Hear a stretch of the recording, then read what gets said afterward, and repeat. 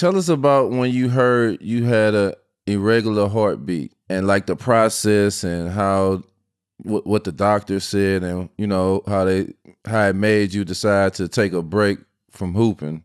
First time I found out was rookie season towards the end when I was starting, so I was playing more after Zebo got injured, and then I was on the bench and I was sitting there and I kind of blacked out and I came back to. And then Jay Jensen saw me black out, and then I tried to go back in again. He's like, no, you got to go to the back. So then they took me to the back, and they put me on like a little EKG thing, and they saw it was irregular, so they took me to the hospital. So that's when I first found out, and I missed the rest of the season because we kind of had to put together a game plan to make sure I was okay. So that's when I had my first heart procedure done in 2006.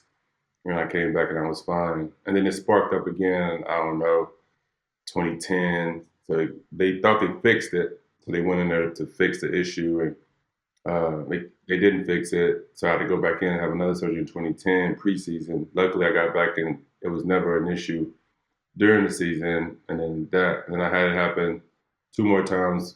San Antonio, middle of the season, because like every time I had the procedure done, they would study it so they can say, okay, you should feel this, this, and this, and if this happens, then something's not right. Mm-hmm. So then San Antonio, it changed again on me. So then they put out a statement saying I was out indefinitely, for heart stuff. I went and saw a guy in Austin who's a guru, and I went and saw a guy that's in Baltimore. They both did a study on me and said it's kind of morphed and it's a little bit different. So I have an extra valve in my heart. So like it can beat too slow. So like when you get in shape, athletes, I don't know if Q ever got in good shape like this, but he was in Miami, so he might never.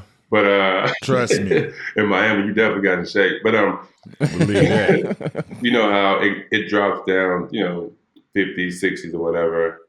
So then when I go to that extra rhythm, it can get down to like 30 and you can just pass the fuck out. So that's why you got to study it. So I know what to feel. If I'm going to black out, I sit down and get to a spot. But anyway, they restudied and said, hey, like it's changed. So you got to just watch for this, that. I came back again. So then the last time was in Brooklyn, which this one probably hurts the most. I got the vaccine. And at the time I kept asking, I was like, is there any evidence that it causes, any heart palpitations or anything with the heart? They were so, not the team, but like the government or whoever, like they were so, eager to push it because I didn't want to get it, but I got it. They were so eager to push it that it wasn't any evidence at the time. So then I got the vaccine and I went home that night and then like I was blacking out over and over and I couldn't keep consciousness or whatever. It was just kind of weird.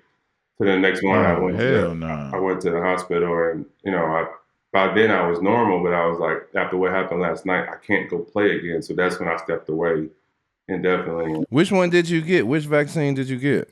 I don't know. I didn't want it anyway. At this point. Yeah, I didn't want it either, but I had to take one too. Yeah, I don't remember which one of them things was it. Yeah, messed me around. No, I know that. I try to erase all that stuff now because that's when KD foot was on the line. That's when he just needed one more shot from a teammate. And I'm sitting at home, like if I'm there, I could definitely give him a bucket. Like so that would hurt a lot because I feel like if I'm there with that group. I think we actually you get a chip, maybe. Exactly. Yeah. So that hurt. Most definitely. That would hurt.